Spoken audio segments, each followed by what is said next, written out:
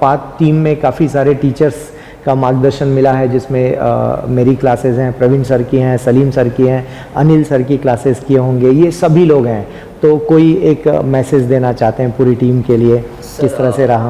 मैं तो सबसे पहले थैंक यू कहूँगा सर आप सब। बिल्कुल, आप लोगों की ही आपको क्रेडिट जाता है इसका, क्योंकि आपने सही गाइडेंस दी, सही समय पे दी। जब भी डिमोटिवेट होता था तो मैं इनफैक्ट आपने एक नाम मिस कर दिया योगिता मैम का। वो हमेशा बैठ के करीब 1-1 घंटे मुझे और मेरे को फ्रेंड है उसको समय देती थी। तो मोटिवेटेड रहा मैं, कंटिन्यूसली फील्ड में बना रहा, उसमें सारा खेल कंसिस्टेंसी का ही रहता है, बहुत बढ़िया, में बने रहने का ही रहता है। बहुत बढ़िया। तो ये सारा क्रेडिट आपको ही जाता है सर। नहीं, डेफिनेटली आपने सही मेहनत की और माता पिता का आशीर्वाद, गुरुजनों का आशीर्वाद।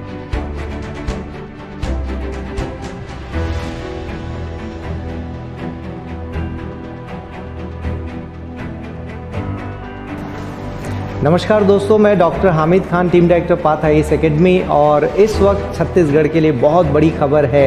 हमारे साथ आयुष खरे बैठे हुए हैं और इस साल यूपीएससी के एग्जामिनेशन में यूपीएससी 2019 में आपको 267 रैंक प्राप्त हुआ है और होपफुली या तो आईपीएस या तो आईएएस बन के छत्तीसगढ़ में पदार्पण करेंगे। तो आयुष, बहुत बहुत बधाइयाँ। और सबसे अच्छी बात है दोस्तों कि आयुष के साथ जो बातें जुड़ी हुई है, बहुत ज़मीन से जुड़ी हुई बातें हैं। कॉलेज के दौरान तैयारी शुरू की और धीरे धीरे मेहनत करते हुए उन्होंने अपने आप को ग्रूम किया, आगे बढ़ाया और आज देखिए सफलता तक वो पहुंच चुके हैं।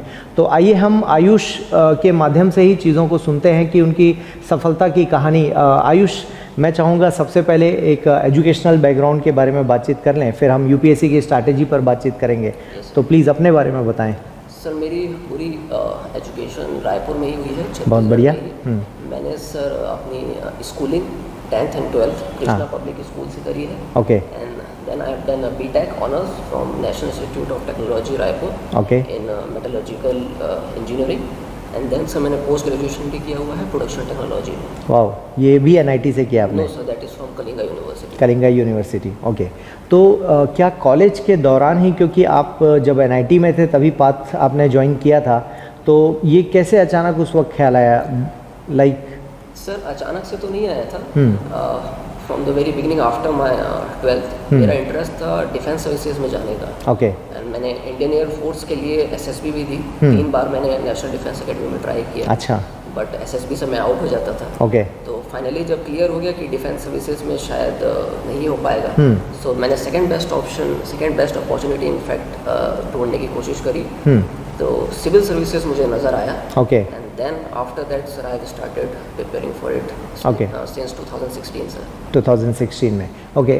तो कॉलेज का शेड्यूल कैसा रहता था जब आप यहाँ आते थे पढ़ाई के लिए? तो किस तरह से शेड्यूल रहता था? बिकॉज आप एनआईटी में थे और एनआईटी से डेली पाथ आना और शेड्यूल मैनेज करना, इनिशियल लेवल पर क्या उतनी गंभीरता थी जब तैयारी कर रहे थे? Sir initially out of interest and out of curiosity preparation start हुई थी। और पाथ में एक फ्लेक्सिबल अप्रोच था कि सुबह भी आ सकते थे एंड शाम को भी आ सकते थे। तो मेरा जो क्लासेस चलती थी वो सुबह होती थी कॉलेज की, तो शाम को मेरे लिए एक्सेस था फ्री कि मैं आ पाऊँ। तो एक ये मुझे बेनिफिट मिल जाता था।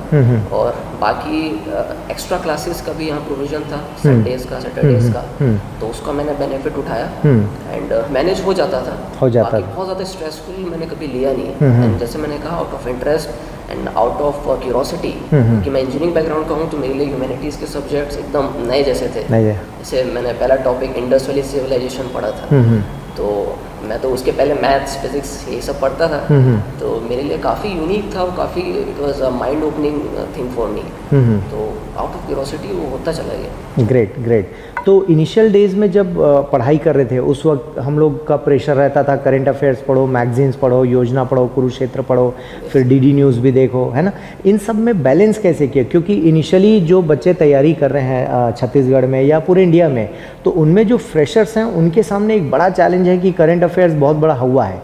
तो उस वक्त भी हिंदू एक दिन लेट आता था, अभी भी हिंदू एक दिन लेट आता है रायपुर में, अभी भी एक दिन लेट आता है। तो आप कैसे उसको मैनेज करते थे? सर मेरा इसमें यही सजेशन रहेगा कि स्टार्टिंग से एकदम एग्जाम ओरिएंटेड पढ़ाई नहीं होनी चाहिए। गुड। स्टार्टिंग में you need to create a firm base and background. Okay. आप जिस भी बैकग्राउंड से आते हैं, आप एक तरह का ये ट्रांजिशन होगा। आप लॉ से आ रहे हैं या आप MBA आप मैनेजमेंट साइड से आ रहे हैं या इंजीनियरिंग से आ रहे हैं, आपके लिए सडन एक चेंज होगा ये। तो एग्ज़ाम ओरिएंटेड पढ़ने के बजाय आप बेसिक नॉलेज गेन करें, उससे करंट अफेयर्स को लिंक करें। करंट अफेयर्स को उस तरह से मत देखिए, न्यूज़पेपर जब आप पढ़ते हैं तो ओपन माइंड से पढ़ें। बहुत बढ़िया। शुरू के 3-4 महीने इस तरह से करें एंड देन आप फिर एग्जाम ओरिएंटेड अप्रोच को यूज़ करें। मतलब हर बार हम न्यूज़ पढ़ते वक्त शुरुआती दौर में ये ना ढूंढें कि इसमें से कौन सा फैक्ट एग्जाम में आना है। सब मैकेनिकल नहीं होना है, इसको नेचुरल रखना है, तो ओरिजिनलिटी भी मेंटेन रहेगी, फिर आंसर्स में भी दिखता है। बहुत बढ़िया। देखिए कितनी बढ़िया बात है, क्योंकि न्यूज़पेपर को अक्सर जो फ्रेश स्टूडेंट्स हैं वो क्या करते हैं, उन्हें लगता है कि हमें फर्स्ट डे से हिंदू के द हिंदू पढ़ते वक्त एक्सपर्ट बनना चाहिए। तो जैसा आयुष भी कह रहे हैं कि आप शुरू में एक्सपर्ट नहीं बन सकते, धीरे धीरे शुरू कीजिए, नेचुरल वे में आप स्टार्ट कीजिए। न्यूज़ का कलेक्शन कैसा था? नोट डाउन करते थे कॉपी में? क्योंकि मुझे याद है कॉपी आप चेक कराते थे कि न्यूज़ सर ये लिख रहे हैं, ऐसा लिख रहे हैं। सर न्यूज़ के लिए स्टार्टिंग में तो नोट्स मैं नहीं बनाता था, बट आफ्टर दैट जब मैंने अपने प्रीवियस ईयर पेपर्स को एनालाइज किया, सिलेबस को देखा, और स्पेसिफिकली जो न्यूज़ में अगर 15 से 20 पेपर पेजेस आते हैं, तो उसमें मुश्किल से आप ऐसा मान लीजिए कि 1 या 2 पेज का ही आप कंटेंट जॉट डाउन कर सकते हैं, बहुत जो बढ़िया। आपके प्रीलिम्स में भी आएगा, मेंस में भी, और आपके इंटरव्यू में भी काम आएगा। Very good. तो उसके लिए मैं जब एग्ज़ाम के 1 साल पहले मैंने नोट्स बनाना शुरू कर दिए थे। बहुत बढ़िया। द हिंदू के एज वेल एज मैं विजन के नोट्स भी फॉलो करता था, ठीक है। इनसाइट्स ऑन इंडिया का भी मैं मंथली सेक्शन फॉलो करता था। बहुत बढ़िया, ठीक है। तो आप देख सकते हैं कि आप डिफरेंट सोर्सेज भी फॉलो कर रहे हैं, बट कंट्रोल्ड वे में। ये हमें पता होना चाहिए कि हम कैसे पढ़ रहे हैं। मैगजीन भी पर्टिकुलरली कोई फॉलो कर रहे थे अदरवाइज? ओके, मैंने ऑप्शंस के ज़रूर डाउन टू अर्थ फॉलो करी थी। जी जी। And geography and you. Okay, Sunita Narain ji की मैगजीन जो आती है ना, तो डाउन टू अर्थ बहुत अच्छी मैगजीन होती है, बहुत सारे लोग रिकमेंड करते हैं ज्योग्राफी के लिए। और जैसा आपने सुना कि देखिए मैगजीन क्या है, बेसिकली न्यूज़पेपर का कलेक्शन होता है। न्यूज़पेपर यदि आप ढंग से कर रहे हैं तो मुझे नहीं लगता कि मैगजीन की बहुत ज़्यादा ज़रूरत पड़ती है। Anyways, okay. इसके अलावा आपका जो सब्जेक्ट था ऑप्शनल, आपका ज्योग्राफी था, उसके ऊपर आने से पहले मैं जीएस के बारे में बातचीत करता हूँ। जनरल स्टडीज़ में सबसे पहले हम बातचीत करते हैं एसे राइटिंग से शुरू करते हैं, मतलब जनरल स्टडीज़ के भी पहले एसे राइटिंग में क्या स्ट्रैटेजी थी आयुष? सर सबसे पहले तो ये समझना बहुत ज़रूरी है कि सबसे इम्पोर्टेंट अगर कोई 5 जीएस के जो सब्जेक्ट है, ऐसे प्लस GS4 में सबसे इम्पोर्टेंट अगर कोई है तो वो ऐसे ही है। बहुत बढ़िया। इस बार भी मुझे यही लग रहा है कि शायद ऐसे में कम हुआ होगा मेरा। ओके। क्योंकि बाकी जीएस में डिस्प्रोपोर्शनेटली अपन बहुत ज़्यादा टाइम देते हैं। Same goes for GS4 also, ethics का जो पोर्शन। तो ऐसे में कुछ चीज़ें रिक्वायर्ड हैं, जैसे फ्लो, आपका ऑर्गेनाइज थॉट प्रोसेस होना चाहिए। एक राइटिंग स्टाइल भी हर किसी का यूनिक होता है, तो वो भी आपको खुद डेवलप करना पड़ेगा। इंग्लिश या हिंदी का कोई बहुत बड़े शब्द इसमें यूज़ करने नहीं होते हैं। सिंपल लैंग्वेज एक क्लास 10th या 12th क्लास का जो स्टूडेंट समझ जाए, ऐसी लैंग्वेज का इस्तेमाल करना चाहिए। इनफैक्ट सर मैंने एक तरीका अपनाया था। मेरे इंजीनियरिंग जो फ्रेंड्स थे जिनका यूपीएससी से कोई रिलेशन नहीं है दूर दूर तक, अच्छा, जीएस का, तो मैं जब भी ऐसे लिखता था तो मैं उनको सेंड करता था। ग्रेट। और ये मैं उनसे पूछता था कि वो पूरा पढ़ पाए कि नहीं पढ़ पाए, उनको मज़ा आया कि नहीं। मुझे उनसे कोई ओपिनियन नहीं चाहिए, कोई एडेड वैल्यू नहीं चाहिए, बस इतना है इन दी एंड कि मज़ा आया कि नहीं। तो यही अप्रोच होनी चाहिए कि एक लेमैन भी अगर पढ़े तो उसे वो पूरा वन गो में वो उसे पढ़ पा रहा है नहीं पढ़ पा रहा है, बस इतना ही रिक्वायर्ड है। ओके, इससे ज़्यादा कुछ नहीं। ओके। तो एक देखिए यूपीएससी डेफिनेटली लेमैन के जैसे ही सोचना आपका देखना चाहती है कि आप उसी तरह से सोचें, और दूसरों से मतलब उन फ्रेंड से आंसर चेक कराना जो इस फील्ड के नहीं हैं। इट मीन्स उनको इंटरेस्ट आएगा तब वो पढ़ाई करेंगे। ओके, पर्टिकुलर एक कन्फ्यूज़न है बच्चों में कि ऐसे किसी बुक से पढ़ना है ना, किसी क्लासरूम से पढ़ना है। आपकी स्ट्रैटेजी में किस तरह के सोर्सेज, किस तरह के टॉपिक्स को प्लान किया आपने? ऐसे कि नॉलेज इस अलग से कोई नॉलेज की आवश्यकता नहीं है। Very good. मैंने देखा है कि लोग कोटेशन भी याद करते हैं, तो इसकी भी ज़रूरत नहीं है। Very good. आप एकदम सिंपल ऐसे लिखें। मैं आप एग्जांपल के तौर पे सर मैं कुछ ऐसे आपको सेंड करूँ। हाँ हाँ बिल्कुल। जैसे कुछ आप ऐसे इसको कहानी से स्टार्ट कर सकते हैं, जो भी आपका अगर टॉपिक है उसको आप कहानी के थ्रू एक्सप्लेन कर दीजिए, एंड देन एकदम सिंपल लैंग्वेज में एक्सप्लेन करते जाइए। सीमलेसली थॉट्स का फ्लो ही उसमें देखा जाता है। बहुत बढ़िया। तो कुछ भी उसमें एक्स्ट्रा नॉलेज की ज़रूरत नहीं है। इनफैक्ट मिनिमम नॉलेज अगर हो तो बहुत बेहतर है। बहुत अच्छा है। कोई टॉपिक जो याद आ रहा हो जिस पर लिखा आपने ऐसे? जैसे मैंने एक टॉपिक था, एक तो मेरा एग्जाम का ही टॉपिक था। हाँ वही एग्जाम वाला। हाँ, विजडम फाइंड्स ट्रुथ। ओके। इस पे था, तो मैंने इसमें लॉर्ड कृष्णा और अर्जुन जी के बीच में जो एक डिबेट थी, बहुत बढ़िया। आखिर विजडम क्या है and what really truth is all about, और इसको समझने का क्या तरीका हो सकता है, इसके रिलेटेड मैंने एक स्टोरी लिखी थी जो रियल स्टोरी है। बहुत बढ़िया। और फिर उसके बाद उसी पे मैंने कुछ क्वेश्चंस पूछे थे कि what is wisdom, what is truth, और उसी के हिसाब से मैंने थ्रू हिस्ट्री अलग अलग पॉलिटिकल डायमेंशंस, टेक्नोलॉजिकल डायमेंशंस में मैं लेके गया था। बहुत बढ़िया। छोटे पैरा बड़े पैरा किस तरह की प्लानिंग थी? पैराग्राफ्स एक पेज में 2 पैरा आ जाते थे, बल्कि मैं ऐसा कभी कुछ ऐसा अप्रोच था नहीं, सीमलेसली जो आप लिख रहे हैं लिखते जाएं, ऐसा कोई डिफरेंशिएशन। कहीं पर ज़रूरत महसूस हुई कि पॉइंट में भी लिखें हम? बिल्कुल नहीं, पैराग्राफ्स। ओके, निबंध को कभी भी पॉइंट्स। बहुत बढ़िया, ठीक है। देखिए दोस्तों, सुना आप लोगों ने कि ऐसे की प्लानिंग कैसे होनी चाहिए। बहुत सारे बच्चे जो आप पूछते रहते हैं ना कि सर पॉइंट में लिखें क्या, तो यहाँ पर आंसर है एक सक्सेसफुल कैंडिडेट के द्वारा कि पैराग्राफ आपके मजबूती से यदि तैयार हैं तो डेफिनेटली आप बढ़िया ऐसे लिख पाते हैं। ओके, ऐसे के दौरान कोई फ्रेमिंग हमने कर रखा था, जैसे एग्ज़ाम हॉल में हमको कॉपी मिलती है, आंसर कॉपी, उसके बाद की स्ट्रैटेजी क्या थी आपकी? ऐसे में सबसे अच्छी बात यह है कि आपको टाइम बहुत मिलता है, क्योंकि आप 1.5 घंटा एक ऐसे आप लिख सकते हैं। तो मैं तो ये कहूँगा कि आप 30 मिनट्स ब्रेनस्टॉर्मिंग को दें, डिफरेंट पॉइंट्स आप पहले जॉट डाउन कर लें, बहुत बढ़िया, उसकी एक फ्रेमिंग कर लें, एंड देन ओनली आप उसको लिखें। फिर 1 आवर पूरा लिखने के लिए मोर देन इनफ आपको मिलता है। 2 एसेस थे, उनमें से एक तो आपने बता दिया विजडम वाला, सेकेंड एसे याद कर पा रहे हैं? Public health and education is the biggest problem of our country, इस टाइप का कोई ऐसे था। तो इसका स्टार्टिंग मैंने एग्जांपल दिया था, आई थिंक एंसेफेलाइटिस हुआ था ओके, उसकी वजह से काफ़ी बच्चों की अनफॉर्चुनेटली डेथ हुई थी। तो उससे रिलेटेड मैंने एक स्टोरी से भी इसको स्टार्ट किया था कि जो public basic health care facilities हैं वो मिसिंग है, और एट द सेम टाइम जो स्टाफ है, उस टाइम ऐसी रिपोर्ट्स आई थी, those were not very skilled, उसकी वजह से जो कैजुअलिटी थी वो फाइनली बच्चों की डेथ में कन्वर्ट हो गई। तो इस तरह का एग्जाम्पल से मैंने स्टार्ट किया था और इसी को फिर मैंने एक्सटेंड किया था। ओके, आयुष, मेरा मानना है एक अच्छा ऐसे लिखने के लिए हम जीएस के सारे टॉपिक्स को इस्तेमाल में ला सकते हैं, इसको किस तरह से आपने शामिल किया? सब पूरा जो हमारा सिलेबस है, अगर अपन देखें जीएस के 1 से लेके 4 तक, अगर आप सिक्वेंशली भी उस चीज़ों को पैराग्राफ्स में जैसे मैंने कहा लिख दें, तो आपका कंप्लीट ऐसे 1000 से 1200 शब्द का ही होता है, काफ़ी हो जाता है, इतना कवर हो जाता है। उसको बस आपको ऑर्गेनाइज तरीके से लिखना है और थोड़ा इंटरेस्टिंग बनाना है। बहुत बढ़िया। कहीं ना कहीं पर हम डिफरेंट सब्जेक्ट्स को रिकॉल करते हैं ऐसे लिखने के दौरान, like history, geography, economics, social issues. Okay, मुझे लगता है जो पहला ऐसे था उसमें कहीं एथिक्स की बातों को भी हमने डाला होगा। आई थी इन द एंड, मैंने उसी से कंक्लूड किया था कि विजडम और truth in the end it is, मैं अपने ओपिनियन में मैंने उससे समझाया था कि पब्लिक सर्विस में और जब civil as a civil servant, यही 2 चीज़ें मैटर करती हैं सबसे ज़्यादा। What is really wisdom and how will you use it to understand the reality of truth. Great. So ऐसे ही था। ओके, तो चलिए, तो बात हो गई ऐसे की बात हो गई, और ऐसे में हमेशा स्कोप होता है कि हम ज़्यादा मार्क्स लेकर आ सकें। अब हम चलते हैं जीएस के पेपर में, हिस्ट्री के बारे में सबसे पहले बात करते हैं। हिस्ट्री में क्या प्लानिंग थी और किस तरह से उसको आपने मैनेज किया? World history, art and culture, modern, medieval. Sir, history में इंटरलिंकिंग का बहुत बड़ा रोल है। वर्ल्ड हिस्ट्री से लेके एंशिएंट, मिडिवल, मॉडर्न, फिर पोस्ट इंडिपेंडेंस में, तो सबको एक तो मैंने स्टार्टिंग में डिफरेंशिएशन नहीं किया कि किसका है। स्टार्टिंग से मैं पढ़ता गया जो बेसिक बुक्स हैं एनसीईआरटी की, एक ब्रॉड अंडरस्टैंडिंग गेन कर ली, एंड देन सिलेबस के हिसाब से मैंने उसको डिफरेंशिएट किया। और उसके बाद सर एक चीज़ समझने की इसमें यह है कि मेंस में जो सवाल पूछते हैं वो फैक्ट बेस्ड नहीं है बिल्कुल भी। ग्रेट। जैसे एक सवाल था कि महात्मा गांधी जी अगर नहीं होते तो इंडियन इंडिपेंडेंस मूवमेंट कैसा होता?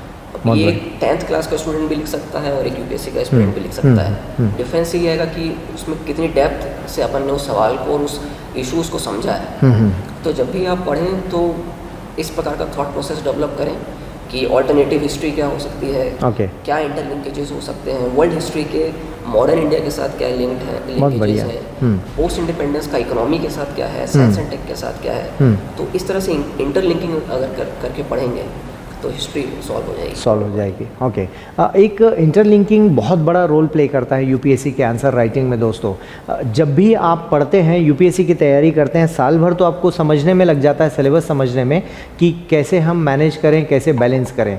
एक साल के बाद ये अप्रोच आपके अंदर डेवलप होती है कि जब आप इंटरलिंक के लिए पॉसिबल होते हैं या लगभग उसमें कामयाबी आपको मिलनी शुरू होती है। ओके आयुष, ज्योग्राफी आपका ऑप्शनल था, जीएस को हैंडल करने में आसानी होगी ज्योग्राफी जीएस में, तो जीएस को लेकर भी कोई सेपरेट अप्रोच थी, मतलब ज्योग्राफी इन जनरल स्टडीज? तो ज्योग्राफी का कोई मेरा सेपरेट अप्रोच नहीं था, क्योंकि हाँ, सिलेबस कवर ही हो गया था। ऑप्शनल पढ़े हैं तो बेसिकली उसमें बेसिक एनसीईआरटीज हैं, 3 एनसीईआरटीज हैं, जीसी लियोंग है एंड ऑनलाइन एक सोर्स है पीएमएफ आईएएस नाम से है, इसको मैंने फॉलो किया था, and basic maps Oxford Atlas का स्टूडेंट एटलस जो आता है वो हमने फॉलो किया। Okay great. इसके अलावा सोशियोलॉजी का जो सेक्शन है, इंडियन सोसाइटी, इसमें कोई अप्रोच करंट अफेयर्स का ज़्यादा कंट्रीब्यूशन? यस सर, इसमें करंट अफेयर्स का बहुत रोल है।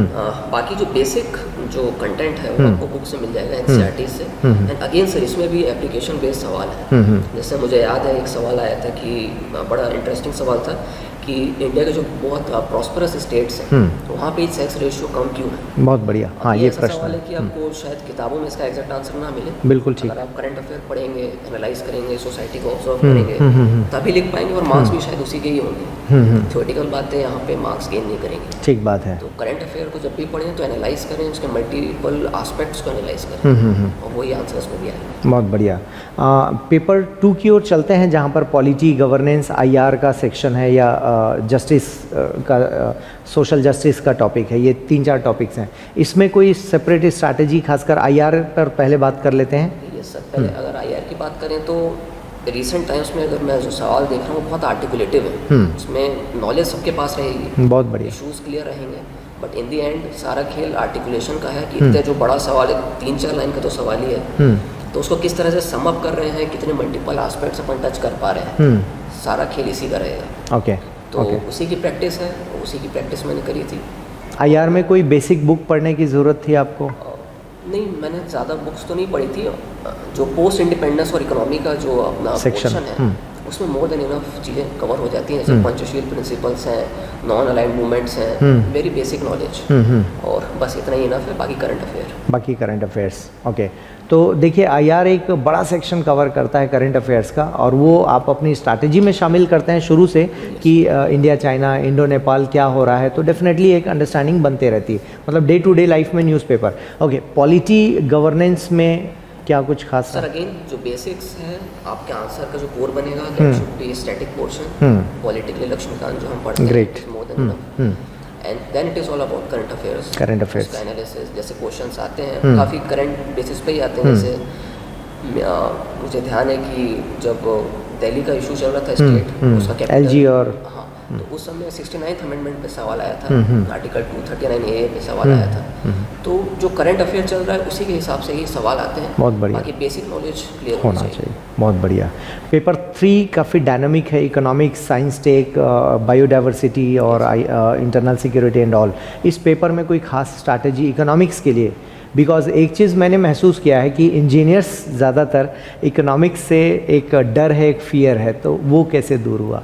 सर इसमें डरना का तो कुछ प्रॉब्लम नहीं होनी चाहिए। बाकी फैक्ट्स, फिगर्स एंड डाटा के साथ आप सब्सटेंशिएट करें जो भी आंसर्स लिख रहे हैं, इतना ही रिक्वायर्ड है। क्वेश्चन की जो डिमांड है उसको फुलफिल किया जाए, और अगेन करंट अफेयर से ही आते हैं सवाल, जैसे जीएसटी पे ही आया था मेरे टाइम पे, तो करंट अफेयर में चल रहा था, एक्सपेक्टेड था। सिमिलरली जैसे मिडिल इनकम ट्रैप का एक इशू था, साइक्लिकल एंड स्ट्रक्चरल डिप्रेशन है कि नहीं है, इस पे सवाल हम लोग एक्सपेक्ट कर रहे थे, तो इन्हीं के आसपास होना था, और एक्सपेक्टेड लाइन पे ही सवाल भी आया था, और वो हो भी गया उस तरह से। तो उससे कवर अप हो भी गया था।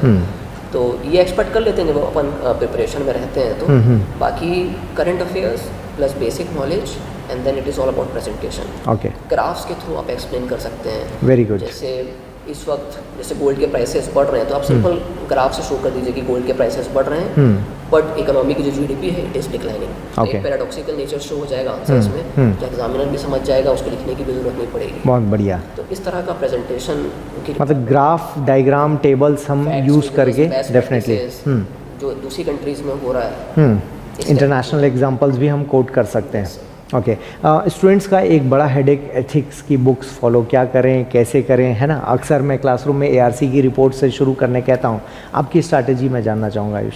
सर स्ट्रेटेजी बहुत सिंपल थी।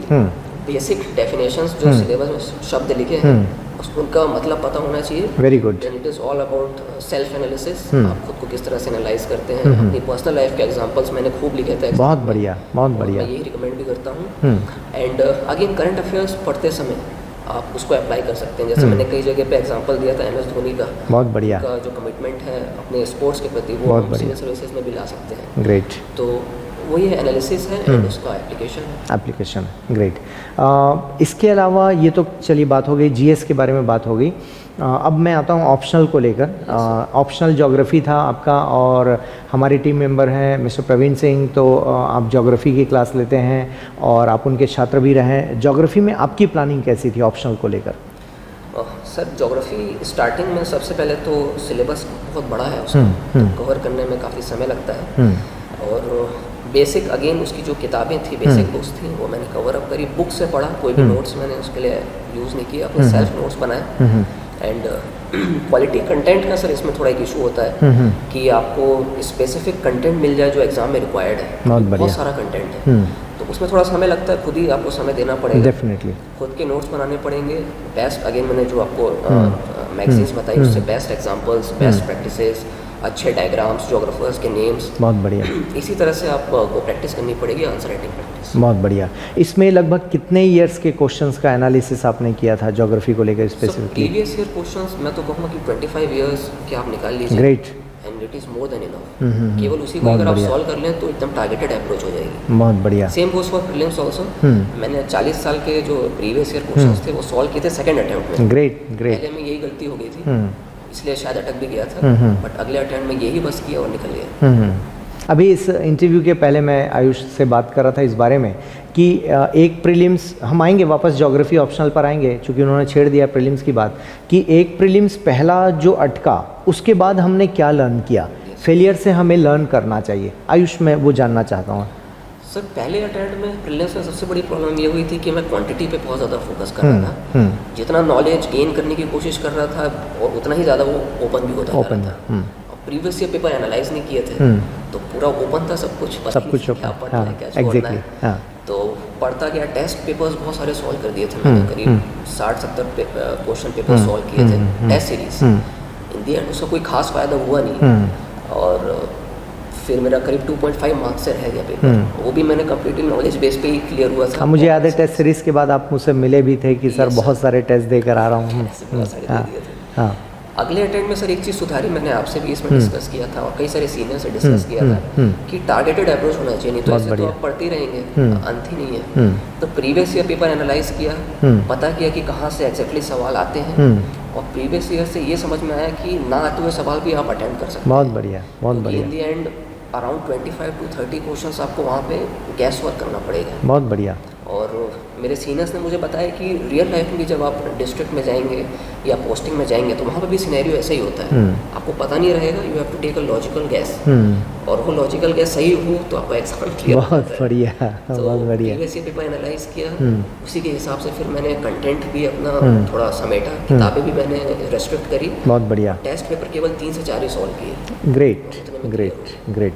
दोस्तों अक्सर एक बड़ी भ्रांति हमने पाल रखी है, मैं आयुष से बात कर रहा था कि 2011 के पहले हम लोग एग्ज़ाम देकर फिनिश किया हम लोगों ने, उस वक्त टेस्ट सीरीज़ नहीं हुआ करते थे और 1950 से लेकर अभी तक लोग पास हुए हैं। टेस्ट सीरीज़ को हवा मत बनाइए, उसको अपने ऊपर हावी मत होने दीजिए कि टेस्ट सीरीज़ से ही हम पास होंगे। टेस्ट, ब्लड टेस्ट जब हम करते हैं, क्यों करते हैं? हम अपनी बॉडी को चेक करने के लिए ब्लड टेस्ट करते हैं। It is required, but blood test से आपकी बीमारी ठीक नहीं होगी, ध्यान रखिएगा। और आयुष ने एग्जैक्टली उस बात को कह दिया। हम टीचर्स जब कहते हैं तो हमारी बात गंभीरता से आप लोग लेते हैं, कई बार नहीं लेते, लेकिन जब एक पास कैंडिडेट जब कह रहा है तो उसको गंभीरता से लेनी चाहिए क्योंकि वो प्रूव करके सामने आ चुके हैं आपके। इन्होंने क्या किया, ढेर सारे, इनफैक्ट 40 साल के टेस्ट पेपर को एनालाइज कर दिया। देखिए कितनी बड़ी ताकत है 40 साल के पेपर में। और आपको यूपीएससी किसी और प्लैनेट से क्वेश्चन नहीं लाती, वो इसी प्लैनेट से हमारे आसपास के क्वेश्चंस को निकालती है और वो देखना चाहती है कि आप अपना कितना लॉजिक प्रीवियस ईयर के क्वेश्चन पेपर्स में लगा रहे हैं। इसका मतलब ये है कि क्लू तलाश कीजिए। जैसे आयुष ने कहा कि आप कहाँ से क्वेश्चंस आए हैं इसको थोड़ा चेक कीजिए और रेस्ट्रिक्ट कीजिए खुद को। कितनी बढ़िया बात है कि खुद को रेस्ट्रिक्ट कीजिए, देन डेफिनेटली आप उसमें मूव ऑन कर सकते हैं। तो ये तो आपकी, हाँ प्लीज़ प्लीज़। जैसे मैंने जब पिछले 40 साल के पेपर सॉल्व किए तो एक चीज़ मैंने ऑब्जर्व करी कि यूपीएससी कंटिन्यूसली क्वेश्चंस को रिपीट कर रही है। ग्रेट। आप अगर देखिए इतना बड़ा सिलेबस है, रिपीट करने की क्या आवश्यकता है? तो स्पेसिफिकली ये आपको सिग्नल्स दे रही है कि आप प्रीवियस ईयर पेपर को एनालाइज कीजिए। हर साल 1-2 सवाल रिपीट होते हैं, मेरे टाइम पे भी हुए हैं और पिछले 30 साल के सवाल अब रिपीट हो रहे हैं। ग्रेट, बहुत बढ़िया।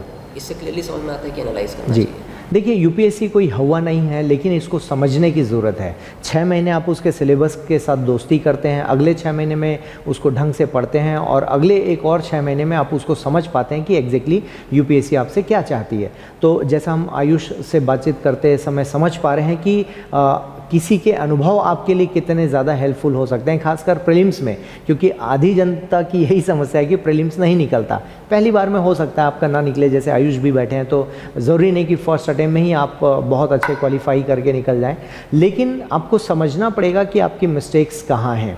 3-4 टेस्ट दिया और डन कि भैया हमारा तो हो गया क्योंकि हमने कॉन्सेप्ट को समझ लिया है, ठीक है ना। तो आयुष, प्रीलिम्स के टाइम पर क्या हम सेगमेंट करके पढ़ रहे थे कि लाइक हिस्ट्री के क्वेश्चंस, पॉलिटी के क्वेश्चन, साइंस के क्वेश्चन, इस तरह का कोई सेग्रीगेशन था? सर मैं अपना पर्सनल एक्सपीरियंस बताऊंगा। मेरा प्रिपरेशन पूरा मेंस सेंट्रिक था, तो सिलेबस लगभग मेरा कंप्लीट हो चुका था। ओके। एंड जनरली ऐसा हो भी जाता है मेजॉरिटी ऑफ स्टूडेंट्स का। तो उसके बाद जो प्रीलिम्स की प्रिपरेशन होती है वो बेसिकली प्रीलिम्स ओरिएंटेड होती है। ओके। जो रिक्वायर्ड है, जैसे फैक्ट्स रिक्वायर्ड हैं, आपका डिटेंशन ज़रूरी है, नोट्स, स्पेसिफिक नोट्स बनाना ज़रूरी है। तो ऐसे ही हुआ था। और हाँ, मैंने डिवाइड कर लिया था जो स्पेसिफिक सब्जेक्ट्स हैं उसकी स्पेसिफिक किताबें जो मुझे पढ़नी थी, जो एक्स्ट्रा सप्लीमेंट्री कंटेंट्स मुझे पढ़ना था, और इवन कोई अगर मुझे टेस्ट पेपर सॉल्व करना था तो मैं स्पेसिफिक उसी सब्जेक्ट्स का ही उठा के मैं सॉल्व करता था। ओके ओके ओके, ठीक है। तो देखिए सब्जेक्ट वाइज भी आप प्लान कर सकते हैं, जो स्टूडेंट्स हमको सुन पा रहे हैं, और डेफिनेटली सब्जेक्ट वाइज प्लान करने का एक बेनिफिट ये मिलता है कि आप उस पर प्लानिंग में कॉन्क्रीट हो पाते हैं, ठीक है। आयुष, इसके बाद मैं बात करना चाहूँगा कि ऑप्शनल में वापस आते हैं, ज्योग्राफी ऑप्शनल में। ज्योग्राफी ऑप्शनल में एग्जैक्टली सोर्सेज क्या क्या हमने फॉलो किया? आपने मैगजीन का तो नाम बता दिया, geography and you and down to earth. इसके अलावा एनसीईआरटी? सर एनसीईआरटी बेसिक तो पढ़ना ही है। 6 to 12 या कोई पर्टिकुलर? सर ये पर्सन टू पर्सन डिपेंड करता है। बाकी अगर मैंने जैसे स्टार्टिंग में कहा था, अगर आपको इंटरेस्ट है तो स्टार्टिंग से ही पढ़िए। बहुत बढ़िया। इंटरेस्ट डेवलप हो जाएगा। एंड नहीं तो फिर क्लास 11-12 की ही पढ़नी होती है बेसिकली। उसके बाद तो रिपीटेशन मोड पे ही होता है। ठीक है, ठीक है। और ऑप्शनल के लिए सर किताबें वेल डिफाइंड हैं, जैसे माजिद हुसैन सर की हैं फिजिकल ज्योग्राफी के लिए, एंड जियोमॉर्फोलॉजी के लिए एक अलग से बुक भी है। Then same goes for human geography also. बहुत बढ़िया। एंड फिर इंटरनेट का पूरा इस्तेमाल करना है इसमें। बहुत बढ़िया, बहुत बढ़िया। पेपर 2 के लिए खुल्लर सर की एक किताब है, तो मैंने फॉलो करी थी, माजिद हुसैन सर की भी करी थी। इसके अलावा अभी इस वक्त मुझे ध्यान नहीं आ रहा है सर, बाकी इंटरनेट का पूरा इस्तेमाल किया। ओके। इंटरनेट में एग्जैक्टली क्या, लाइक कोई पर्टिकुलर वेबसाइट, कोई पर्टिकुलर लाइक? सर जैसे एक तो बताया मैंने पीएमएफ का यूज़ किया था, एंड देन उसके बाद सर सिलेबस। पीएमएफ का कोई फुल फॉर्म है या जस्ट लाइक? पीएमएफआई। अच्छा, पीएमएफआई, ठीक है। सर बाकी जो सिलेबस के जो टॉपिक्स हैं, हाँ, उनको मैं नेट में सर्च करता था। हाँ, और उससे रिलेटेड कोई अच्छा एग्जांपल हो, डायग्राम हो, या कोई बेस्ट प्रैक्टिस हो, या जो मैं एग्जाम में लिख पाऊँ। Very good. यूनिक डायग्राम्स, इसमें डायग्राम्स का बहुत बड़ा रोल होता है। तो यही था सर बेसिक, यही फॉलो किया आपने। ओके। इसके अलावा एग्ज़ाम में आंसर राइटिंग को लेकर कोई फ्रेमिंग हमने कर रखा था टॉपिक वाइज ऑप्शनल में? फ्रेमवर्क यही था sir, body and introduction, then body, और मैं पॉइंट्स फॉर्मेट में ही मेजॉरिटी ऑफ आंसर्स लिखता था, एंड देन कंक्लूजन। और कंक्लूजन में वे फॉरवर्ड को मैं शो करता था।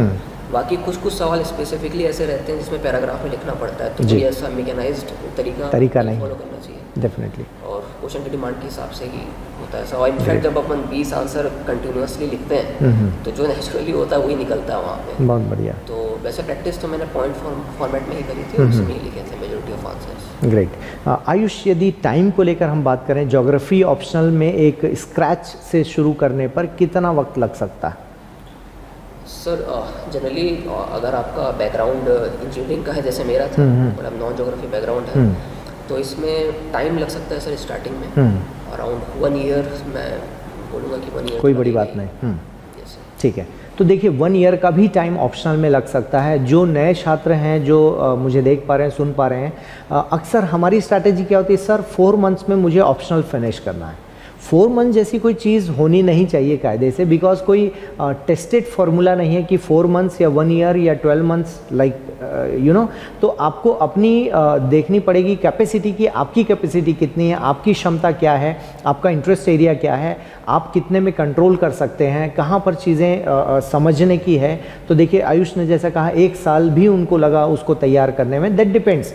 और कोई भी ऑप्शनल शॉर्टकट में नहीं होना चाहिए, मुझे ऐसा लगता है। आयुष, कई सारे स्टूडेंट जब तैयारी शुरू करते हैं उनके मन में कन्फ्यूज़न होता है कि राइट फ्रॉम फर्स्ट डे हम ऑप्शनल ले लें या पहले जीएस तैयार कर लें, फिर इसमें आपकी स्ट्रैटेजी पर मैं समझना चाहूँगा। सर अगेन ये डिपेंड करता है, अगर कोई इंजीनियरिंग बैकग्राउंड का है या जिसका ग्रेजुएशन उसी सब्जेक्ट में है तो वो डेफिनेटली ले सकता है ओके पहले ही डे से। ओके, बट जिनका नहीं है, जिनको ह्यूमैनिटीज़ का सब्जेक्ट लेना है, उनको तो मैं बोलूँगा कि अराउंड 3 to 4 मंथ्स सारे सब्जेक्ट्स पहले पढ़ने चाहिए, जीएस पढ़ना चाहिए, बेसिक इंक्लिनेशन समझना चाहिए कि किसको इन डेप्थ आप किस सब्जेक्ट को इन डेप्थ में पढ़ सकते हैं। जैसे हिस्ट्री में अगर इंटरेस्ट आ रहा है तो उसको ले सकते हैं। मेरा ज्योग्राफी में आया था, इनफैक्ट पहले जियोलॉजी मैंने चुनने की कोशिश करी थी, but exam point of view से उतना स्कोर ही नहीं था, तो मैं ज्योग्राफी में शिफ्ट कर गया था।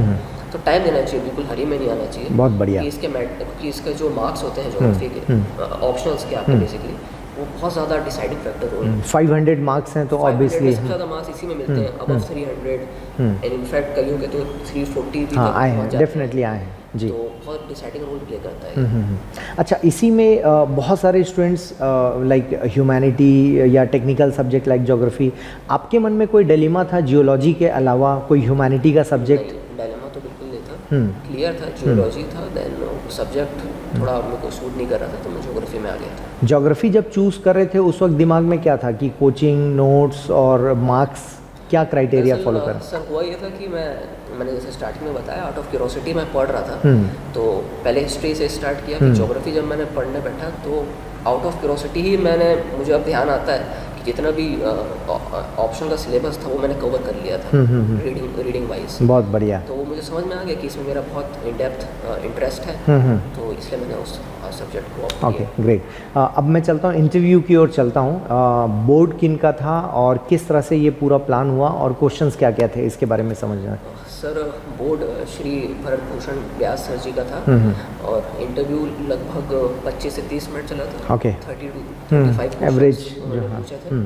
5 मेंबर्स थे और हर टाइप के सवाल पूछे थे, लेकिन स्पेसिफिकली डेफ में वो रेस्ट्रिक्ट रहे थे, कुछ थोड़े बहुत ऊपर नीचे सवाल थे। बाकी IR से रिलेटेड सवाल पूछे थे, India Pakistan, India China, India Sri Lanka से रिलेटेड क्वेश्चंस पूछे थे, गोल्ड के ऊपर पूछे थे, नया रायपुर से रिलेटेड सवाल पूछा था। सो इसी टाइप के सवाल थे। मेरा मेटलर्जी बैकग्राउंड है तो उससे रिलेटेड कुछ सवाल पूछे थे, मेरी हॉबीज से सवाल पूछे थे। इंजीनियरिंग को क्या रिवाइज करके गए थे आप, मेटलर्जी कंप्लीट? सर क्योंकि मैं 2018 का ही पास आउट हूँ तो एक्सपेक्ट करते हैं कि आपको नॉलेज आपकी फ्रेश रहे, तो मैं रिवाइज करके गया था पूरा मेटलर्जी। बहुत बढ़िया। और मुझसे कुछ 1-2 सवाल पूछे भी थे। ओके, छत्तीसगढ़ स्पेसिफिक कोई सवाल किया गया था आपसे? नया रायपुर एक तो आपने बताया, उस पर क्या था सवाल? सर उन्होंने जोकिंगली पूछा था कि जिन लोगों ने भी नया रायपुर में ज़मीन इन्वेस्टमेंट किया है वो सब रो रहे हैं, तो उसकी वजह क्या है। और बाकी फिर छत्तीसगढ़ से रिलेटेड ये सवाल पूछा था कि अचानक से कोरोना का स्पाइक क्यों आया है और कोल प्राइवेटाइजेशन स्कीम का यहाँ के रेवेन्यू पे, छत्तीसगढ़ के रेवेन्यू पे और ट्राइबल्स पे क्या इम्पैक्ट पड़ेगा। ओके ओके, 3 सवाल। ओके ठीक है। बाकी हॉबी आपकी क्या थी? हॉबी सर इवनिंग जॉगिंग थी। तो एक मैम थी, लेडी मेंबर थी, उन्होंने पूछा इवनिंग जॉगिंग करते हैं तो सुबह क्यों नहीं करते हैं? अच्छा, कितना आप कितनी जॉगिंग कितने समय के लिए करते हैं, कितना किलोमीटर करते हैं, इसी तरह पूछा था। तो उसमें कोई खास वो पहलू जानना चाह रहे थे इवनिंग जॉगिंग में? बस यही जानना चाहे थे कि इवनिंग क्यों, अच्छा, क्यों नहीं है। मैंने बताया कि मॉर्निंग का time it is very productive for me. तो जो हाईएस्ट प्रायोरिटी की चीज़ है जो कि स्टडीज़ है वो मैं मॉर्निंग को करता हूँ। ओके, तो इवनिंग में जॉगिंग। ओके तो ये इवनिंग जॉगिंग की जो बात है इसको मुझे याद है इंटरव्यू के पहले हम बैठ के प्लान कर रहे थे कि एग्जैक्टली मेरा स्पेसिफिक क्या है ना। आपसे और मेरी जो बातचीत हो रही थी कि हॉबी भी दोस्तों ये होता है कि कई बार आपकी बहुत सारी चीज़ें होती हैं अच्छी अच्छी जिसको आप सामने लाना चाहते हैं, लेकिन कई बार डर होता है कि पता नहीं क्या क्वेश्चन पूछ लेंगे। फिर आप अपने नेचुरल चीज़ पर जाना चाहते हैं कि ये मेरा नेचुरल है, जिस पर कुछ भी सवाल आए तो मैं जवाब दे सकता हूँ। तो आई थिंक हॉबी इसी तरह से आपको चुननी चाहिए जो आपका नेचुरल पक्ष है, जो स्ट्रॉन्ग हो, आपके अंदर जो चीज़ हो जिसको आप दिल से पसंद करते हो, उस चीज़ को आप हॉबी मेंटेन कर सकते हैं। इसके अलावा कोई क्वेश्चन ऐसा जो इमीडिएट करंट अफेयर से रहा हो, कोरोना का इम्पैक्ट? जैसे अभी मैंने बताया आईआर से रिलेटेड क्वेश्चंस थे एंड देन गोल्ड के ऊपर था सर, क्योंकि उस टाइम जब मैं इंटरव्यू देने गया था तो उस टाइम 50,000 रुपीज़ का मार्क क्रॉस कर गया था गोल्ड के प्राइस। तो मैंने पूछा इतनी डिमांड क्यों है, और gold monetization scheme, sovereign gold bond scheme के बारे में पूछा। उस पर डिस्कशन हुआ, मुझे ध्यान नहीं है किस टॉपिक पे डिस्कशन हुआ था। एंड ये सर अभी तो इतना ही ध्यान है। ओके फिशरमैन इशू पे सवाल हुआ था इंडिया श्रीलंका का, बस सही थे। कोई ऐसा टाइम आया जब आपको सॉरी भी बोलना पड़ा इंटरव्यू में अक्सर, क्योंकि स्टूडेंट्स की क्वेरी रहती है कि सर मना करने पर क्या होगा? नहीं सर, कई बार बोला था, पता नहीं रहता है तो यही ज़्यादा अच्छा अप्रोच आता है कि नहीं पता है तो क्लियरली बता दें। और अगर गैस कर रहे हैं तो परमिशन लें पहले। मैंने परमिशन लेके ही, जैसे नया रायपुर का जो सवाल था, मैंने परमिशन ली कि सर मुझे एग्जैक्ट तो रीज़न नहीं पता है, बट मेरे हिसाब से जो रीज़न है वो मैंने उनको फिर बताया। ओके तो यही अप्रोच होना चाहिए। इंटरव्यू में कभी ऐसा भी लगा कि मुझे अप्रिशिएट कर रहे हैं या बहुत क्रिटिसाइज कर रहे हैं, ऐसा भी हुआ? इनफैक्ट चेयरमैन सर तो बहुत अप्रिशिएट कर रहे थे, कंटिन्यूसली कंफर्टेबल उन्होंने किया था। और स्टार्टिंग में नॉर्मल सवाल पूछे थे, इजी टाइप के सवाल की, ज्योग्राफी क्यों लिया, मेटलर्जी के बाद ज्योग्राफी क्यों ले लिया। अच्छा, comfortable, they make you completely comfortable. Then वो आपको ब्रीफ भी करते हैं, ये पर्पसफुल बातें हम आपसे करेंगे 25 से 30 मिनट के लिए, और you are free to say that you don't know and be relaxed and stay calm. Great great. ये कोरोना टाइम में ही आपका इंटरव्यू हुआ है? Yes, तो कुछ अलग से प्रोटेक्शन शील्ड और ये सब भी था? पूरा था सर, है ना? चेहरा छुपा हुआ था, फेस शील्ड था, ग्लव्स था हाथ में। ओके, पीपीई किट नहीं पहनाए थे? पूरा पीपीई किट नहीं था। नहीं था, ओके। कंफर्ट था बातचीत करना, मास्क लगा था? मेरे लिए तो कंफर्टेबल था। बाकी कुछ लोगों को शायद इशूज हो रहे थे, तो वो अलाउ भी कर रहे थे कि आप आइदर फेस शील्ड रिमूव कर दें या फिर मास्क रिमूव कर दें। अच्छा, दोनों में से कोई एक चीज़ हटा दें। ओके। आयुष दिल्ली से आने के बाद क्वारंटाइन भी थे और आपने क्वारंटाइन का पूरा टाइम पीरियड भी बिताया अपने घर पर, इसलिए आज वो हमारे सामने उपलब्ध हुए हैं। तो दोस्तों देखिए, ये एक जर्नी है जिसमें आप सभी लोग प्रयास करते हैं। ओके आयुष, इस तैयारी के दौरान क्या कभी ऐसा लगा कि इस तैयारी को मुझे ड्रॉप कर देना चाहिए? हालांकि आप बहुत ज़्यादा पुराने स्टूडेंट नहीं हैं कि बहुत लंबा समय बिताया, क्योंकि कॉलेज के साथ आपने 16 में शुरू किया था, और क्या अभी कभी ऐसा लगा कि मुझे छोड़ देना चाहिए? नहीं सर, ऐसा तो कभी लगा नहीं, बट हाँ थोड़ा लो फेजेस डेफिनेटली आते थे जब टेस्ट में अच्छा परफॉर्म नहीं कर पाता था या फिर एज एक्सपेक्टेड परफॉर्म नहीं कर पाता था। बट ऐसा कभी मन में नहीं आया कि छोड़ देना चाहिए, क्योंकि शायद इसलिए मैंने कभी बैकअप ऑप्शन भी नहीं रखा। ओके, तो ऐसा कभी फील नहीं हुआ। ओके।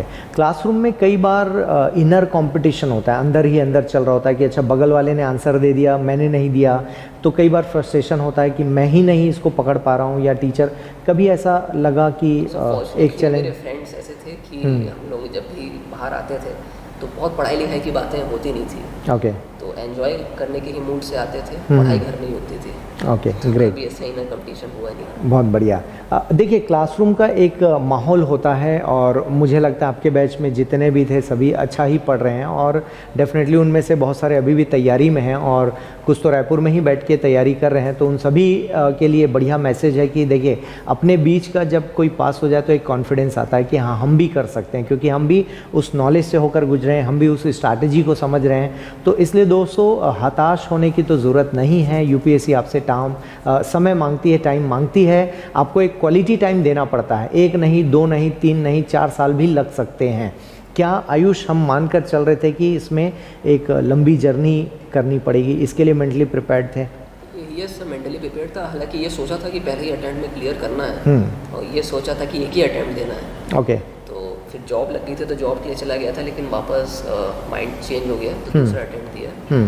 बट हाँ, रेडी था सर, क्योंकि बैकअप ऑप्शन कोई रखा नहीं था, यहीं पे ही आना था। एक लंबी प्रिपरेशन चाहिए। Yes. ओके। सेंट्रल इंडिया में एक सबसे बड़ा लैकुना है कि अवेयरनेस बहुत धीरे से आई है ना।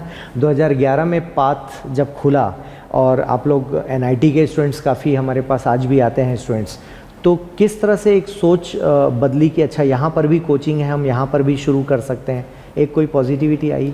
यस सर, सबसे इम्पोर्टेंट चीज़ ये होती है कि एक लाइक माइंडेड लोगों का ग्रुप बन जाए जो सेम टारगेट के साथ, सेम अप्रोच के साथ हो। ओके। तो ये एक अपॉर्चुनिटी मिली, मेरे यहाँ कई फ्रेंड्स बने जो कि स्पेसिफिकली अभी भी डेडिकेटेडली पढ़ाई कर रहे हैं। तो एक ऐसा एनवायरनमेंट क्रिएट हो गया और कंटिन्यूसली मोटिवेटेड भी रहे, तो ये एक बेनिफिट मिलता है। Okay, definitely. सेंट्रल इंडिया में अभी भी स्टूडेंट्स का अप्रोच यूपीएससी की ओर बहुत ज़्यादा नहीं है। है तो स्टेट सर्विसेज के, ऑब्वियसली लोकल सर्विस है तो उधर ज़्यादा रहेगा, या छोटे मोटे एग्ज़ाम्स में। आप कोई मैसेज देना चाहेंगे कि एग्ज़ाम कितना टफ और कितना इजी, क्या आप कहना चाहेंगे स्टूडेंट्स को? सर, मेरी अंडरस्टैंडिंग के हिसाब से मैंने IIT की भी प्रिपरेशन करी है और UPSC की भी करी है। तो एक क्लियर बात मुझे समझ में आती है कि UPSC के प्रिपरेशन के लिए कोई बहुत ज़्यादा टैलेंट की रिक्वायरमेंट नहीं है। बहुत बढ़िया। बहुत बेसिक IQ के साथ बहुत एवरेज लोग ही क्लियर करते हैं और कंसिस्टेंसी की ज़रूरत है, सही रिसोर्सेज एंड रिसोर्स मोबिलाइजेशन की ज़रूरत है। तो ऑनलाइन रिसोर्सेज का इस्तेमाल करें, बहुत बढ़िया, कंसिस्टेंसी बनाए रखें, फिजिकली फिट रहें, एक्टिव रहें। इनफैक्ट ऐसी हॉबी जनरेट कर सकते हैं जो फिजिकली एक्टिव हो।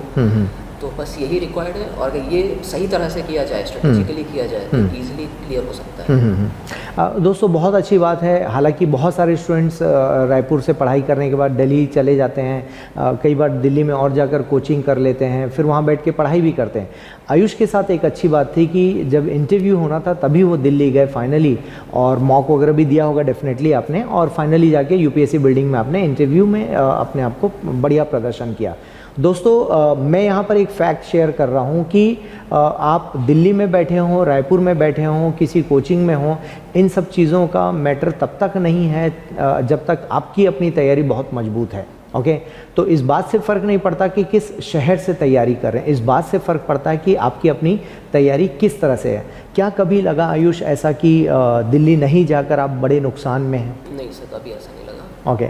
इनफैक्ट ऑनलाइन अगर आप देखें तो आज दिल्ली के आप तो ऑक्सफोर्ड यूनिवर्सिटी के भी डॉक्यूमेंट्स एक्सेस कर सकते हैं। ठीक बात है। तो हम बैठ के तैयारी आराम से हो सकती है। रायपुर में बैठ के लोग तैयारी कर रहे हैं और मुझे लगता है अच्छा खासा है। इंफ्रास्ट्रक्चर भी है, नालंदा यस लाइब्रेरी है जी, रिसोर्सेज तो पूरे अवेलेबल है। बहुत बढ़िया। कभी ऐसा लगा कि गाइडलाइंस की कमी है यहाँ पर? अब तक तो हमारी पूरी टीम, हाँ पर्सनली तो ऐसा महसूस नहीं हुआ कभी मुझे, क्योंकि जैसे मैंने बताया लाइक माइंडेड लोग का ग्रुप बन गया था, सीनियर्स थे, बहुत बढ़िया, थे, बहुत बढ़िया, एंड फिर ऑनलाइन गाइडेंस भी अवेलेबल थी, बहुत बढ़िया, तो कभी प्रॉब्लम नहीं हुई। ओके दोस्तों, देखिए कितनी बढ़िया बात है कि वैसे तो कोरोना दौर में लोग ऑनलाइन तैयारी कर ही रहे हैं, उसके बावजूद भी आयुष उस टाइम पढ़ रहे थे जब ऑनलाइन का क्रेज़ इतना नहीं था, अब तो ऑनलाइन कोरोना दौर में है, उसके बावजूद भी आप अपना लाइक माइंडेड लोगों का एक ग्रुप तैयार करते हैं, उनके साथ बैठते हैं, उनके साथ पढ़ाई करते हैं, ऑटोमेटिकली उस तैयारी का आप हिस्सा बनते जाते हैं और इसी क्रम में आप तैयार होते जाते हैं। आयुष, बहुत सारे स्टूडेंट्स अब तैयारी करने वाले हैं, आपको देखकर लोगों को लगने लगा होगा कि हम भी तैयारी कर सकते हैं, या आस पड़ोस के जो होते हैं कि भैया हमारे तैयारी कर रहे हैं, NIT के हमारे सीनियर पास हो गए। कोरोना दौर में ऑनलाइन एक मजबूरी भी है और एक ज़रूरत भी है, इस बारे में किस तरह से उनको तैयारी करनी चाहिए? ऑनलाइन जो मीडियम है वो यूज़ न्यूट्रल है, जो यूज़ कर रहा है यूज़र पे डिपेंड करेगा।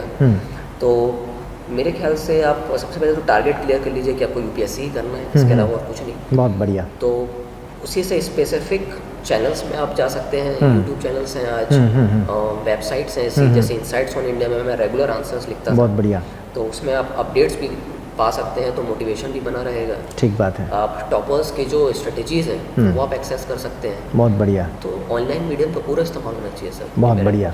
और चाहे वो बस्तर में बैठे हों, चाहे वो दिल्ली बैठे हों, रायपुर या साउथ में बैठे हों, कहीं भी आप बैठे हैं तो डेफिनेटली ऑनलाइन के माध्यम से आप पढ़ाई कर सकते हैं। आयुष, एक बड़ा क्राउड है जो अब 12th के बाद 10th के बाद तैयारी करना चाहता है ना?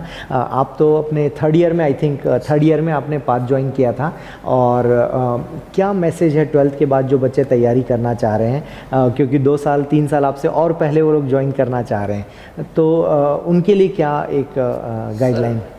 12th के बाद तो मैं कहूँगा कि इतना जल्दी नहीं होना चाहिए, आराम से कॉलेज में जाएं, एंजॉय करें, फ्रेंड्स बनाएं और मेंटली क्लियर हो कि आपको किस फील्ड में जाना है। बहुत बढ़िया। ऐसा नहीं हो कि आपने 4 साल दे दिए फिर आप सोच रहे हैं कि सर्विस अच्छी नहीं है या आपके ठीक बात है हिसाब से नहीं है, तो पूरा समय दें, डिफरेंट करियर ऑप्शंस के बारे में जानकारी लें, सीनियर से बात करें, डिफरेंट एक्स्ट्रा करिकुलर एक्टिविटीज़ में पार्टिसिपेट करें। जैसे मैं खुद भी उन्नत भारत अभियान में था, एनसीसी में था। बहुत बढ़िया। तो इस तरह से एक्सप्लोरेशन करें, then have clear cut view कि आपको किस डायरेक्शन में जाना है। डेफिनेटली। आयुष, प्रेफरेंस किस तरह से था? सर्विसेज का प्रेफरेंस डालना होता है छात्रों को, स्टूडेंट्स को डालना होता है, आपने क्या क्या रखा था? सर फर्स्ट एडमिनिस्ट्रेटिव सर्विस था, then police, then revenue, and then audit and accounts, okay, then revenue, custom excise, GST, and then some normal था IRTS, okay, foreign service को सर्विस में इंटरेस्ट नहीं था सर, इंटरेस्ट नहीं था। Okay okay. Cadre में cluster system आ चुका है ना, कैडर सिलेक्शन में, तो कुछ उम्मीद है कि छत्तीसगढ़ मिलेगा? सपोज IPS मिलता है तो छत्तीसगढ़ मिल जाएगा डेफिनेटली? अभी तो इतना कैलकुलेशन किया नहीं है मैंने, बट होम स्टेट ही मेरी फर्स्ट प्रेफरेंस थी, डेफिनेटली मिल जाए तो बहुत अच्छा। ओके। आयुष, छत्तीसगढ़ को लेकर कोई सोच, अब चूँकि आप एक पोस्ट में आ चुके हैं, ओके, अब आपके हाथों में आने वाले दिनों में पावर भी होगा, अथॉरिटी भी है, और आप शायद ब्रॉड विज़न में सोच भी पाएंगे। छत्तीसगढ़ के लिए कोई चीज़ जिसको आप इम्प्रूव करना चाहते हो? सर सबसे इम्पोर्टेंट चीज़ जो मुझे लगती है छत्तीसगढ़ के बारे में कि यहाँ पे बहुत सारा रिसोर्सेज है, बहुत पोटेंशियल है, और यहाँ पे एक इमेज इशू भी है सर, पब्लिक परसेप्शन मैनेजमेंट बहुत इंपॉर्टेंट है। जैसे मैं एक फैक्ट भी देख रहा था कि इन पास्ट 10 ईयर्स छत्तीसगढ़ में नक्सलिज्म की जो प्रॉब्लम है 40% श्रिंक करी है जोग्राफिकली। ग्रेट। बट अभी भी जैसे अगर आप दिल्ली में जाएं कभी बात करें तो उनको ऐसा ही लगता है कि Chhattisgarh is all about Naxalites. तो ये चेंज होना चाहिए। यहाँ रिसोर्सेज है, इको टूरिज्म का पोटेंशियल है, बहुत बढ़िया, बहुत अच्छा ह्यूमन रिसोर्स है जो अपन टैप कर सकते हैं। इनफैक्ट जो रियल डेमोग्राफिक डिविडेंड हमको अगर टैप करना है तो वो छत्तीसगढ़ में ही है। यूथ बहुत है, शेड्यूल्ड ट्राइब्स यहाँ पे बहुत ज़्यादा है, इनके जो फेस्टिवल्स हैं, जो यूनिक कल्चर है वो सेलिब्रेट होना चाहिए। Great. And it can become Indian identity in fact sir. Great great great. तो इस तरफ मेरा रुझान है और इसी तरफ मैं फोकस करूँगा सर। ओके। दोस्तों देखिए किस तरह से एक फ्यूचर अधिकारी ऑफिसर की सोच है। डेफिनेटली इस तरह की सोच लेकर आप आगे बढ़ सकते हैं, अपने विज़न क्लियर कर सकते हैं। आयुष, फाइनली अब हम क्लोजिंग की ओर हैं, तो मैं चाहूँगा पाथ के स्टूडेंट्स के लिए कोई मैसेज, या पूरे छत्तीसगढ़ में जो तैयारी, इनफैक्ट सेंट्रल इंडिया में बिकॉज सिविल सर्विसेज के लिए IAS के लिए डायरेक्ट कोई कोचिंग नहीं है, पाथ IAS एकेडमी 2011 से एस्टेब्लिश है, तो यहाँ पर कोई एक मैसेज देना चाहते हैं छात्रों को जो डर रहे हैं या जिनका 3-4 साल से सिलेक्शन नहीं हो पा रहा है, क्या उनको फॉल्ट फाइंड करना चाहिए और क्या सुधार करना चाहिए? सर एडवाइस ये रहेगी कि UPSC एक ऑर्गेनाइजेशन है, हर ऑर्गेनाइजेशन की अपनी एक डिमांड होती है और उस डिमांड के हिसाब से अगर आप प्रिपेयर करें तो वो ज़्यादा बेहतर होगा। ओके।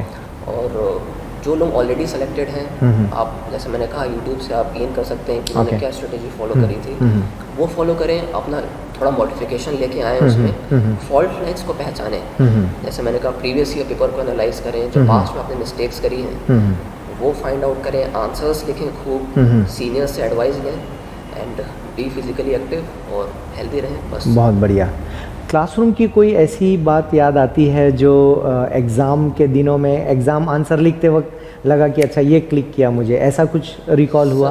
क्लासरूम में सबसे ज़्यादा मैंने टेस्ट रेगुलरली दिए थे। बहुत बढ़िया। तो उससे मुझे ये पता चल गया था कि मेरा ऑप्टिमम नंबर ऑफ अटेम्प्ट्स कितने चाहिए मुझे। ओके। पहले अटेम्प्ट में 78 किए थे, जो कि मुझे लगा मेरे हिसाब से पर्सनली कम है। सेकंड अटेम्प्ट में 90 किए तो क्लियर हो गया। ओके। तो ये चीज़ मुझे क्लासरूम से सीखने को मिली थी। ठीक है, अटेम्प्ट बढ़ाए तो कहीं ना कहीं जाकर उसके बेनिफिट्स अलग होता है, सब कुछ की एक्यूरेसी अच्छी होती है तो वो 70 और 75 में भी अच्छे मार्क्स ले आते हैं। बट पर्सनली मेरे सवाल गलत होते हैं बहुत, तो मैंने सोचा क्यों ना मैक्सिमाइज किया जाए और ऑप्टिमम स्कोर मेरा 90 के आसपास ही आता है, 90-91 अटेम्प्ट्स पे आता है। क्वेश्चंस गलत कितने हुए थे सेकंड अटेम्प्ट में?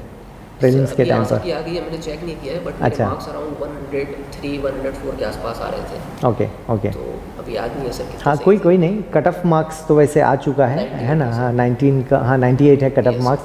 तो मुझे लगता है कि 98 है ऑलमोस्ट 50%, क्योंकि 200 मार्क्स का टोटल होता है और 50% का स्कोर यदि हम ईमानदारी से नहीं ला पा रहे हैं तो मुझे लगता है स्टूडेंट्स को सोचना चाहिए, Yes. राइट?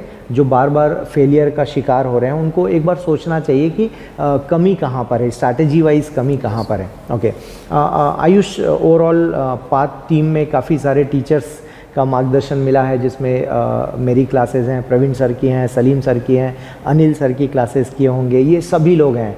तो कोई एक मैसेज देना चाहते हैं पूरी टीम के लिए, किस तरह से रहा? मैं तो सबसे पहले थैंक यू कहूँगा सर आप सब, बिल्कुल, आप लोगों की ही आपको क्रेडिट जाता है इसका, क्योंकि आपने सही गाइडेंस दी, सही समय पे दी। जब भी डिमोटिवेट होता था तो मैं इनफैक्ट आपने एक नाम मिस कर दिया योगिता मैम का, वो हमेशा बैठ के करीब 1-1 घंटे मुझे और मेरे एक और फ्रेंड है उसको समय देती थी। तो मोटिवेटेड रहा मैं, कंटिन्यूसली फील्ड में बना रहा, उसमें सारा खेल कंसिस्टेंसी का ही रहता है, बहुत बढ़िया, फील्ड में बने रहने का ही रहता बहुत है। बढ़िया। तो ये सारा क्रेडिट आपको ही जाता है सर। नहीं, डेफिनेटली आपने सही मेहनत की और माता पिता का आशीर्वाद, गुरुजनों का आशीर्वाद, दोस्तों का सपोर्ट, ये सारी चीज़ें। पहला जो रिएक्शन था, मैं थोड़ा सा घरेलू स्टोरीज़ पर आना चाहता हूँ। पहला रिएक्शन क्या था रिज़ल्ट देखने के बाद? मम्मी से मिले, पापा से मिले, क्या था? सर मुझे ध्यान है, मैं तो सो रहा था। अच्छा, मैं और मेरी मदर दोनों सो रहे थे। तो मेरे फ्रेंड ने कॉल किया, बताया कि हो गया है, तो मुझे लगा उसकी मजाक करने की आदत है। अच्छा, तो मुझे लगा कि मजाक कर रहा है, बट मैंने वापस चेक किया तो नेम था मेरा लिस्ट में। अपने पेरेंट्स को बताया, बहुत टाइम से हम लोग इंतज़ार कर रहे थे, कोरोना की वजह से ऑलरेडी 5-6 महीने डिले हो गया था काफ़ी। मेंस का रिजल्ट भी और फिर इंटरव्यू भी। तो सबसे पहले तो रिलीफ हुआ कि चलो अब क्लियर हो गया है, और बस ये रिलीफ का ही फील था। एंड फिर सडनली सबके कॉल आने लगे तो फिर सोचने का मौका ही नहीं मिला। ठीक है। हालांकि कोरोना दौर में सेलिब्रेशंस उस तरह से नहीं हुए हैं जो नॉर्मल डेज़ में हो सकता था। बिल्कुल अंदर एक फीलिंग आई जब पॉलिटिशियंस, मतलब सीएम साहब जब नाम ले रहे हैं, या हो सकता है कलेक्टर साहब या एसपी साहब, इस तरह के कॉल या शुभकामनाएं, स्टार वाली कोई फीलिंग आती है कभी? नहीं, स्टार वाली तो फीलिंग नहीं थी, बट एक रिस्पॉन्सिबिलिटी हाँ, वाली ये एक बड़ी फीलिंग। चीज़ है। स्टार्टिंग में तो बहुत एक्साइटेड था, फिर थोड़ा नर्वस भी हो गया ये जान के कि लोग इतना एक्सपेक्ट कर रहे हैं, फैमिली मेम्बर्स, रिलेटिव्स, तो नर्वसनेस बढ़ गई थी। बहुत बढ़िया, बहुत बढ़िया। और अब एक परफॉर्म करने का एक एक्साइटमेंट भी है सर। बहुत बढ़िया। अगली तैयारी फिर से करना चाहेंगे आईएएस के लिए, रैंक सुधारने के लिए? डेफिनेटली सर अभी फाउंडेशन कोर्स स्टार्ट होगा, मैं वो उसको मैं कंप्लीट करने का प्लान बना रहा हूँ। ओके, एंड देन सर मैं प्लान करूँगा, उसके बाद प्लान करेंगे। ठीक है। तो दोस्तों आज हमने बात की आयुष से, और 267 रैंक लेकर उन्होंने सेकेंड अटेम्प्ट में इस एग्ज़ाम को पास किया। और आपने देखा किस तरह से एनआईटी के बैकग्राउंड से आते हैं, तैयारी शुरू किया 3rd ईयर में, और रायपुर में रहते रहते इन्होंने अपनी तैयारी को अंजाम दिया और फाइनली आज सफलता के मुकाम तक पहुंच चुके हैं। और अपनी छोटी छोटी गलतियों को उन्होंने सुधारा। और सबसे इम्पॉर्टेंट जो हमने बात किया कि क्वेश्चन पेपर प्रीवियस ईयर के, जो इस पूरे इंटरव्यू का मूल मंत्र मैं आपको देना चाहूँगा, वो या आयुष भी वही देना चाहेंगे कि प्रीवियस ईयर के क्वेश्चन पेपर्स आप किस तरह से सॉल्व करते हैं। मुझे लगता है यही मायने रखता है। और आने वाले दिनों में और भी छात्र शायद आपको फॉलो करें आयुष, है ना, कि आपकी स्ट्रैटेजी क्या है। एक और हम लोग सेपरेट वीडियो पर काम करेंगे जब आयुष के आंसर्स पर हम लोग देखेंगे कि किस तरह से उन्होंने आंसर लिखा था, क्या कंटेंट उसमें डाला था, वो हम सेपरेट वीडियो में इस पर बातचीत करेंगे। तो आयुष आने के लिए बहुत बहुत धन्यवाद। और हम चाहेंगे कि आप सभी पाथ के छात्रों के आप रोल मॉडल बने, और डेफिनेटली पूरे छत्तीसगढ़ के लिए, पूरे भारत के लिए आप एक ऐसे अधिकारी बनकर उभरें जिनको यूथ फॉलो करना चाहता हो। ऐसी हमारी शुभकामनाएं हैं आपके साथ। छत्तीसगढ़ आपको कैडर मिल जाए, यदि आईपीएस मिला तो हम भी ये भी सोचते हैं, ताकि छत्तीसगढ़ में रहकर भी काम किया जा सके। वैसे तो भारत के लिए काम करना है और स्टेट का रोल तो इतना ही है कि हम वहाँ पर जाएंगे अधिकारी बनकर। तो दोस्तों आज के लिए इतना ही काफ़ी, और ढेर सारी शुभकामनाओं के साथ आयुष को बहुत बहुत बधाइयाँ, और आप सभी इस एग्ज़ाम को क्रैक करें, ऐसी शुभकामनाओं के साथ आप सभी का बहुत बहुत धन्यवाद। Thank you.